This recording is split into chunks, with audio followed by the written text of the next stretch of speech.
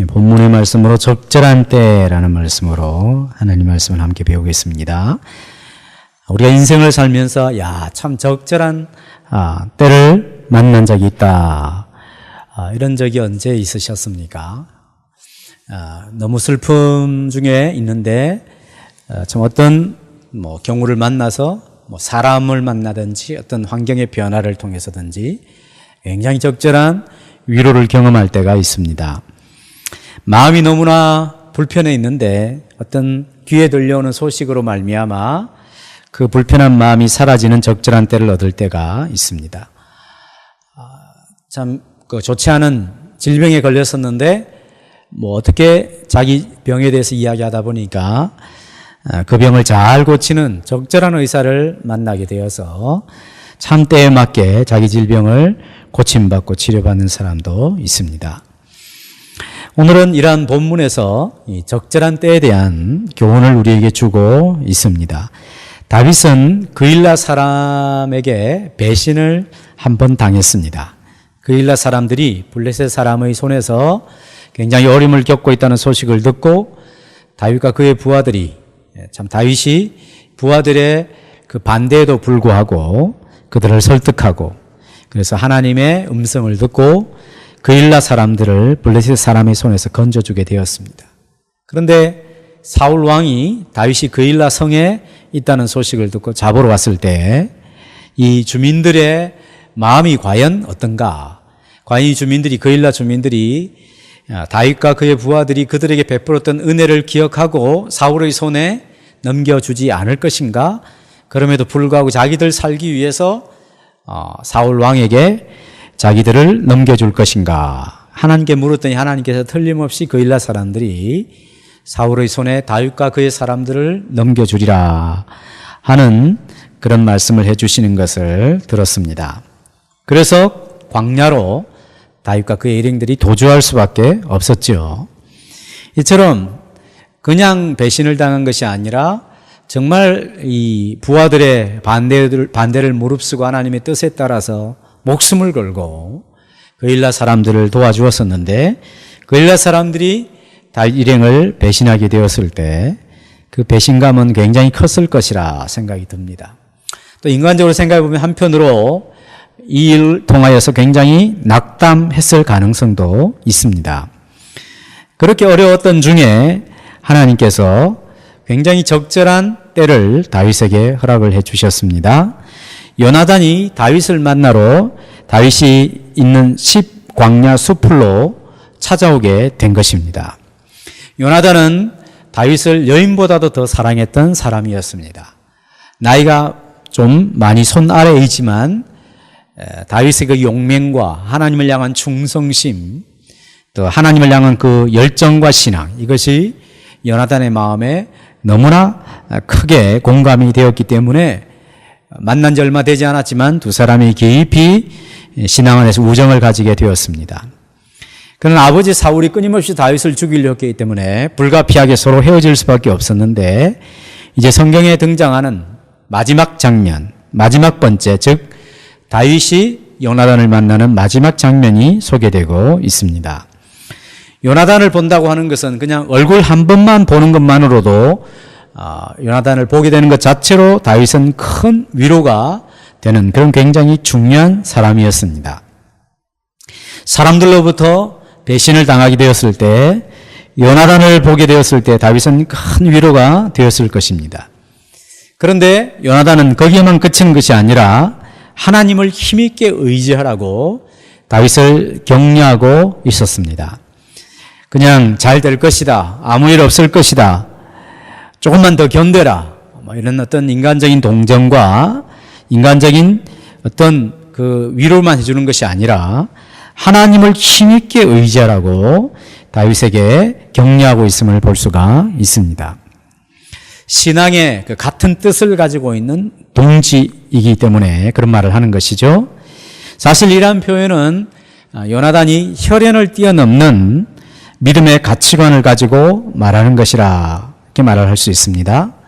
또 정치적인 입장이 달라도 하나님의 백성의 도리를 지켜가는 그런 참된 가치관을 지니고 있다는 것을 알 수 있습니다. 뭐라고 이야기합니까? 요나단이 다윗에게 이렇게 이야기하죠. 두려워하지 말라. 내 아버지 사울의 손이 네게 미치지 못할 것이며 너는 이스라엘의 왕이 될 것이고 네 다음으로 나다라는 것을 내 아버지 사울도 알고 있다. 이렇게 다윗을 격려합니다. 즉 다윗에게 하나님께서 너를 특별하게 보호를 해 주실 것이다. 그리고 하나님이 너에게 약속한 것처럼 네가 왕이 될 것이다. 이 사실을 나도 알고 아버지도 안다. 그러니까 하나님을 의지하여서 두려워하지 말고 또 낙심하지 말라. 이렇게 권면하는 것이죠. 아버지와 아들 간의 이 부자지간의 혈연을 뛰어넘는 믿음의 가치관으로 다윗을 격려하고 있는 것이죠. 정치적인 입장이 다를 수 있습니다. 그럼에도 불구하고 그것을 초월하여 다윗을 격려하고 있습니다. 믿음이라고 하는 것은, 진실한 믿음이라고 하는 것은 이러해야 하지만 우리의 실제 생활 속에서는 그러지 못할 때가 많습니다. 하나님이 원하시는 믿음의 가치관과 하나님 백성의 참된 도리보다도 정치적인 입장에 의해서 사람을 도리어 괴롭혀야 되는 그런 처지도 있습니다.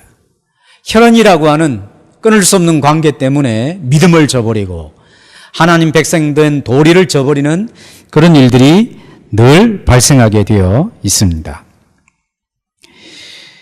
이후에 두 사람은 서로 헤어지죠. 다윗은 자기가 가야 될 곳으로 가고 요나단도 자기가 가야 될 곳으로 갑니다. 머문 곳은 달라도 마음에 또 신앙의 공감대는 언제나 하나님 중심이었습니다. 언약을 재확인했다 그랬습니다. 그 말은 서로 약속한 것을 결코 상황에 의해서 깨뜨리지 않았다는 것입니다. 하나님을 참으로 두려웠기 때문에 하나님의 이름을 걸고 서로 약속한 것을 재확인하게 되는 것이죠. 하나님을 진실하게 사랑하기 때문에 하나님 앞에서 서로 순전하게 약속한 것을 어기지 않았다는 것을 알 수가 있습니다. 얼굴을 한번 보는 것만으로도 위로가 되었는데 이 그일라 사람들의 집단적인 배신을 당하게 되었을 때 큰 상처와 아픔을 틀림없이 느낄 수 있었는데 요나단이 오음을 통하여서 위로를 경험하였습니다. 게다가 요나단이 해주는 말을 통하여 마치 하나님의 음성을 듣는 것 같은 그런 격려를 아마 다윗이 경험했을 것이라고 생각을 합니다. 우리 자신이 이런 혈연이나 어떤 입장이 좀 차이가 있다고 해서 그 입장 차이, 자기가 지지하는 어떤 입장이나 어떤 인간적인 관계를 가지고 있는 것을 통하여서 신앙적인 입장이나 가치관마저 다르게 해서는 안 된다고 생각을 합니다. 그러나 그런 현실과 다르게 현실적인 입장만을 고수한 채 또 눈에 보이는 관계만을 고수한 채 신앙을 버리고 진리를 버리는 그런 경우들이 너무 많이 보이는 현실을 우리가 살고 있습니다. 사도 바울이 로마 감옥에 갇혀 있었습니다. 그리고 골로새 교회의 성도들에게 편지를 쓰며 이렇게 쓰고 있는 내용이 있습니다. 나와 함께 갇힌 아리스다고와 바나바의 조카 마가와 유스도라 하는 예수도 너희에게 문안하느니라. 이 사람들은 할례파이지만 이 사람들만 하나님의 나라를 위하여 함께 역사하는 자들이니 이런 사람들이 나의 위로가 되었다. 바울이 그렇게 말을 합니다. 이 사람들은 할례파이지만 하나님의 나라를 위하여 나와 함께 뜻을 갖고 생각을 함께 공유하는 사람들로서 이런 사람들이 나의 위로가 되었다 그랬습니다. 바울은 할례파를 지지하지 않았습니다. 이미 예수 그리스도를 통하여 복음 안에서 자유롭게 된 사람들은 할례에 대하여 무관한 것이었기 때문에 지지하지 않았습니다. 이 사람들이 비록 할례파이지만 그러나 이런 사람들만이 하나님의 나라를 위해 우리와 함께 수고하는 자들이 이들이 나의 위로가 되었다 하는 것이죠. 바울이 어떤 사람이 자기의 위로가 되었느냐? 어떤 출신이나 지역이나 혈연이나 지연이나 학력이나 이런 것과 상관없이 하나님의 나라를 향하여서 똑같은 방향을 향하여 함께 수고하는 자들이면 그것은 나의 동지고 함께 하나님의 나라를 위하는 자들이다. 서로에게 큰 위로가 될 수 있는 사람들이다. 이렇게 표현을 하는 것이죠. 신앙생활을 곧잘 하다가도 혈연이나 지연이나 학연에 막혀버리는 그런 답답한 사람들이 있습니다. 학력이나 외모나 조건을 가지고 사람을 차별하는 태도를 지니고 있는 사람도 있습니다.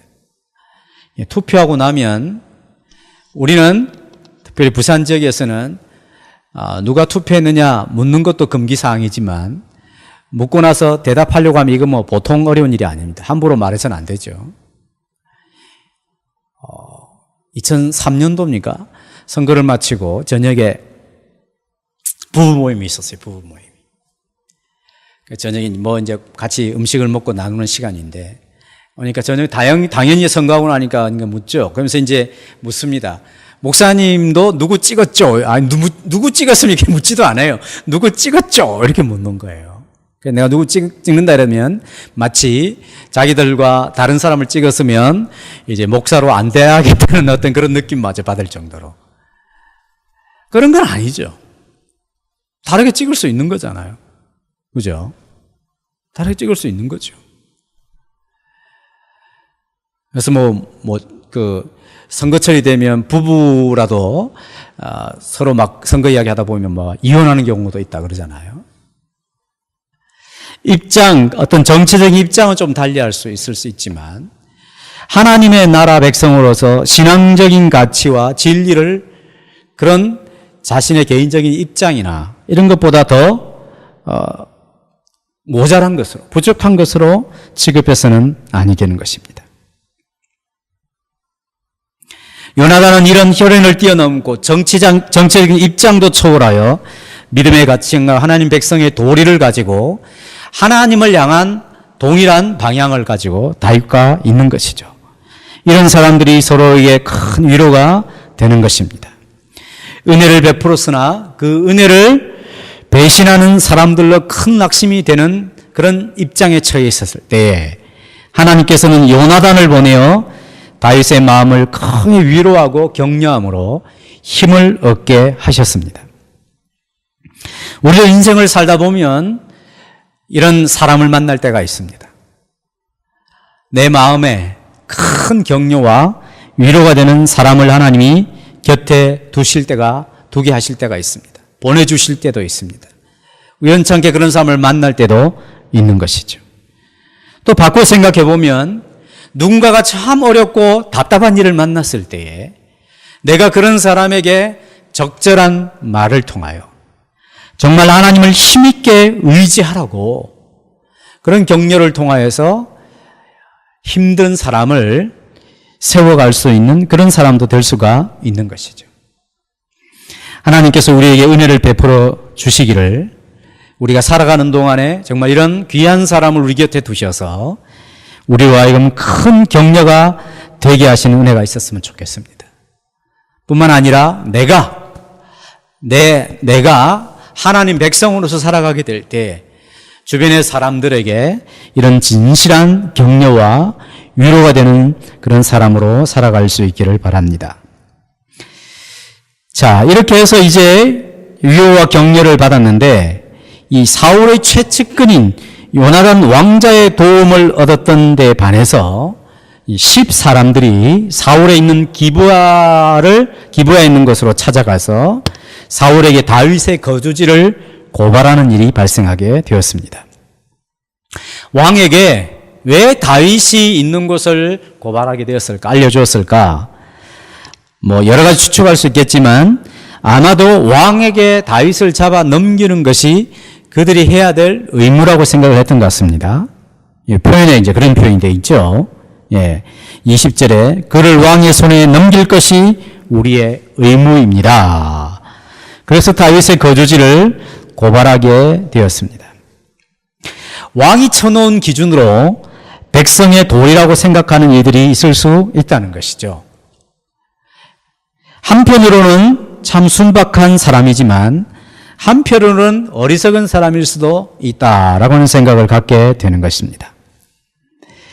국가나 나라가 어떤 것을 포고를 하면, 즉 이런 경우다라고 어떤 명령을 내리면 그것이 사실이구나, 전부구나, 저것이 기준이구나 이렇게 생각하는 순박한 사람이지만 또 한편으로는 그것이 잘못될 수도 있다라고 하는 생각을 갖지 않는 것이죠. 다윗에 대하여 그 당시에 무슨 지금처럼 SNS가 발달한 것도 아니고 TV가 있는 것도 아니고, 그러니까 다윗이 분명히 이스라엘을 블레셋이라고 하는 원수 나라에서 건지는 위대한 영웅이 된 것은 사실이지만 사람이라고 하는 게 세월이 지나고 또 자리가 바뀌게 되면서 변하는 것이 당연하잖아요. 그랬을 때 특별히 아직도 그 나라의 왕은 사울이라고 왕이 버젓이 있는 것이고, 웬만한 사람들도 괜한 누명 씌워서 역심을 품었다 해서 반역자로 몰 수도 있는 그런 시대적인 배경을 갖고 있다고 한다면 왕이 어떤 말로, 그 신하들이 어떤 참 교활한 말로 꾸몄는지 알 수 없지만 다윗을 잡으라 그랬을 거 아니에요. 그냥 잡으라고 했겠습니까? 여러 가지 자기들이 생각하는 명분을 내세우면서 다윗을 코너로 몰았을 가능성이 있는 것이죠. 그리고 이 십 사람들은 이 다윗이 분명히 뭔가 잘못했구나 생각을 하고 왕의 명령을 따라서 다윗이 있는 곳을 왕에게 알려주고, 잡을 수만 있다면 잡아가지고 왕에게 넘겨주는 것이 자기들의 의무라고 생각할 수도 있는 것입니다. 분별력이 없는 백성들을 대표하는 그런 어떤 백성들이 바로 이 십 사람들이 아니었는가 하는 생각을 갖게 되는 것입니다. 즉 건강한 비판 의식이 결여되어 있는 사람들이라고 할 수가 있는 것이죠. 주어진 정보만을 전부인 줄로 알고 그것이 참인 줄로 알고 받아들이고, 다른 어떤 그것과 다른 정보가 있을 때는 틀려본 것으로 쉽게 판단을 내버리는 분별력 없는 백성들을 대표하는 사람들이라고 할 수가 있는 것입니다. 또한 이 사울은 자신의 자리를 지키기 위해서 선동하는 지도자의 모습으로 등장하고 있습니다. 자신이 이러한 일들을 위하여 필요하다면 얼마든지 여호와의 이름을 사용하여 자신의 정치적인 입장을 더욱 견고하게 만들려고 하는 그런 대표적인 사람으로서 사울이 등장하고 있습니다. 이 십 사람들이 다윗의 거주지를 고발하자 사울이 이렇게 이야기를 합니다. 21절 사울이 이르되 너희가 나를 긍휼히 여겼으니 여호와께 복받기를 원하노라. 거의 양심이 불도장을 맞아서 완전히 양심이 없는 사람처럼 그런 사람으로 등장하지 않습니까? 자신의 자리를 지키기 위해서는 얼마든지 종교라고 하는 것을 빌어서 그것을 더욱더 견고하게 하려고 하는 그런 사람이라는 것이죠. 우리 지도자들을 가끔씩 보면 자기는 그런 신앙을 갖고 있지 않지만 종교적인 힘을 의지하여서 공개적으로 그것을 드러내는 그런 사람들도 있습니다. 사울은 하나님에 대한 인격적인 그런 복종, 인격적인 설득 당함이 없이 하나님의 이름을 이용하여서 자기 입장을 더욱더 견고하게 하는 그런 사람이라 할 수 있습니다. 뿐만 아니라 22절에 보시면 한번 같이 읽을까요? 22절 시작. 어떤 사람이 내게 말하기를 그는 심히 지혜롭게 행동한다 하나니 너희는 가서 더 자세히 살펴서 그가 어디에 숨었으며 누가 거기서 그를 보았는지 알아보고, 이 지혜롭게 행동한다 편안하게 느껴지지만 원래는 교활하게 행동한다. 교활하게. 다윗이 굉장히 교활한 사람이다. 지금 너희들이 이렇게 보고를 했지만 굉장히 교활해서 지금 또 어떤 일을 꾸미고 어디로 도망하고 어디로 튈지 모른다. 그러니까 너희들이 자세히 살펴보고 그 행동하는 그 동선을 잘 살펴서 나에게 다시 알려다오. 그렇게 이야기를 하는 것이죠. 즉 무슨 이야기냐면 다윗이라고 하는 인격을 훼손하는 것입니다. 훼손. 굉장히 나쁜 놈이다. 굉장히 교활한 놈이다. 그래서 그 인격을 왜곡시키고 흠집내기에 주력하는 것이죠.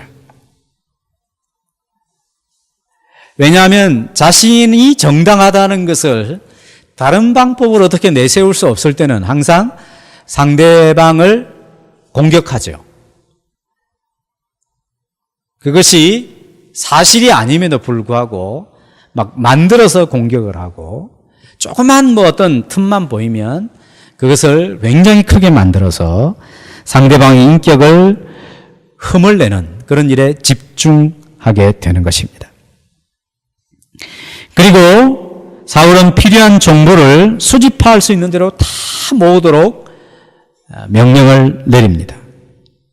이 일에 온갖 공권력이 다 동원이 되는 것입니다. 힘을 이용하여서 모든 수단을 강구하여 자신이 얻을 수 있는 정보를 다 모으는 것이죠.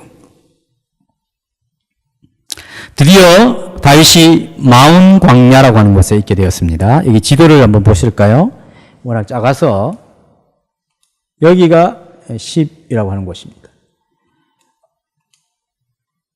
이제 여기 기브아가 어디 있죠? 여기가 기브아죠. 사울이 원래 여기 있었는데 이쪽으로 이렇게 내려오는 것이죠. 여기 있다가 마온 광야로 내려가게 되었습니다. 자주 보게 될 지도입니다. 자, 마온 광야로 내려가게 되었었는데 사울과 그 사람들이 쫓아 내려왔습니다. 이쪽에서 사울은 다윗은 저쪽으로 도망을 가는데 거의 포위를 해서 다윗이 잡힐 지경까지 굉장히 위급한 상황에 빠지게 되었습니다. 이게 조금만 시간이 경과되면 다윗은 사울과 그의 사람들에 의하여 포위되어 이제 어디 도망갈 수 없는 그런 위급한 처지에 빠지게 되었습니다. 그런데 한 전령이 사울에게 다급히 왔습니다. 그리고 이 전령이 사울에게 말하기를 왕이여 지금 급히 와야 됩니다. 블레셋 사람들이 국경을 넘어서서 우리 땅을 공격하고 있습니다. 이 소식을 듣게 된 것입니다. 지금 다 잡았는데 지금 또 이때를 만약에 이 다윗을 계속 더 추격을 하게 되면 지금 나라 전체가 큰 어려움을 빠지게 될 지경이니 할 수 없이 눈물을 머금고 다윗과 그의 부하들을 뒤로 두고 블레셋을 방비하기 위하여 돌아서게 되었습니다. 그리고 다윗은 거기서 올라가서 엔게디 요새에 머무르게 되었다라고 성경은 기록해주고 있습니다. 조금만 더 압박했더라면 다윗은 사울에 의하여 잡혀 결박을 당했을 것이지만 외부의 적 블레셋의 침공으로 말미암아 다윗은 사울의 손에서 벗어날 수 있었습니다. 블레셋의 침공은 다윗이 사울의 손에 거의 잡힐 뻔한 때에 정말 적절한 때에 블레셋이 이스라엘을 침공했다고 하는 소식 때문에 다윗은 살아날 수 있었습니다. 우리 지난주에 살폈던 14절 후반절에 보면 이렇게 되어 있죠. 사울이 매일 찾되 하나님이 그를 그의 손에 넘기지 아니하시니라. 이것은 다윗의 전생애 속에서 일어난 것을 요약적으로 진술해주고 있는 것이죠. 즉 다윗이 거의 사울의 손에 잡힐 만한 그때에 이 말씀을 빌어서 직접적으로 표현하자면 블레셋의 침공을 하나님이 허락하심으로 사울이 다윗을 뒤로 두고 블레셋을 방비하게 하여 다윗에게서 떠나지 않을 수 없게 하셨더라. 이렇게 쓸 수 있는 것이죠. 하나님은 자기 백성을 항상 돌보십니다.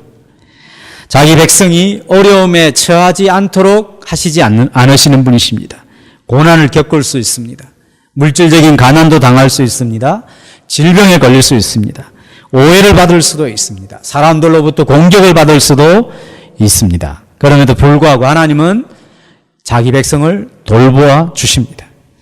그것도 가장 적절한 때를 허락하시는 하나님의 손길이 있습니다. 물론 아전인수격으로 내가 원하는 방식으로 막 해석해서는 안 될 것이 분명합니다. 그러나 우리가 생각하지 못한 하나님의 도움에 손길이 있을 수 있다는 것입니다. 다윗은 이제 빼도 박도 못하고 이제 죽었구나, 갇혔구나, 이제 끝이구나 하는 그 순간에 사울의 군대가 다 돌아가는 거예요. 무슨 일이 있는가 한번 알아보니까 블레셋이 침공했다는 소식을 듣게 된 것이죠. 아, 하나님께서 이런 방법으로 나를 또 돌봐 주셨구나. 이 깊은 수렁에서 나를 건져 주셨구나 하는 것을 알 수 있었습니다. 이것은 다윗이 무슨 계획하거나 주도하거나 자기가 만들어내지 않았습니다. 자기 생각과 자기가 할 수 있는 영역 밖에서 일어난 것이고, 나중에 확인해 보니까 이런 일을 통해서 하나님이 자기를 돌보아 주시는구나 하는 것을 깨닫게 된 것이죠.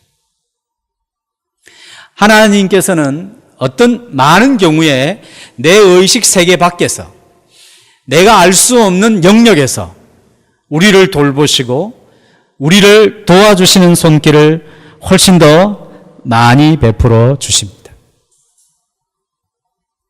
나는 1년 뒤에 이런 계획들을 갖고 있었는데 어떤 경우는 그것이 지연될 수도 있고 어떤 것이 더 앞당겨질 수도 있는데 가만히 생각해 보니까 그것이 지연되는 것이 훨씬 더 좋았구나. 이런 생각을 할 때가 있습니다. 제 동기 중에 서울에서 이제 개척을 해가지고 교회가 이제 점점 커지게 되었어요.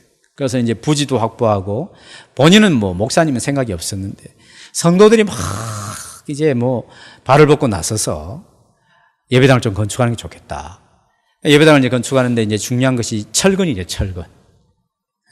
철근을 이제 구입을 해야 되는데 이게 이제 가격이 이렇게 만만치 않아 가지고 계속 그것을 가지고 이렇게 서로 이제 하다 보니까 어쩌다 보니까 계속 늦어져 가지고 한 1, 2년이 이렇게 늦어지게 되었대요.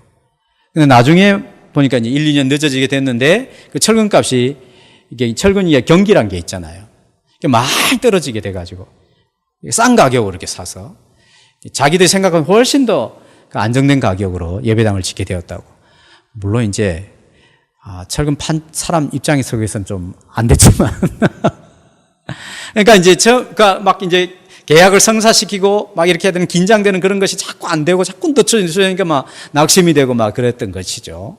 근데 한참 지나고 나보니까 그것이 도리어 너무너무 잘된 일이구나 이런 생각이 들 때도 있다는 것입니다. 하나님께서 우리에게 일하시는 방법은 알 수 없을 때가 많습니다.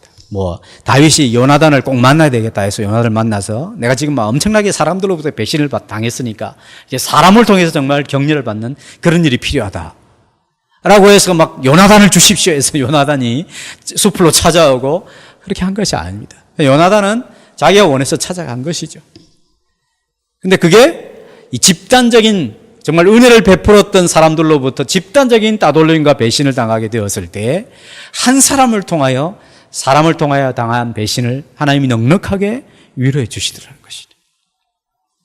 이제 거의 잡히게 되었는데 자신이 생각하고 주도하지 않았는데 블레셋이 난데없이 침공을 해가지고 사울이 군대를 회군시킬 수밖에 없는 그런 일을 통하여 하나님이 다윗을 돌보시고 있더라는 것입니다.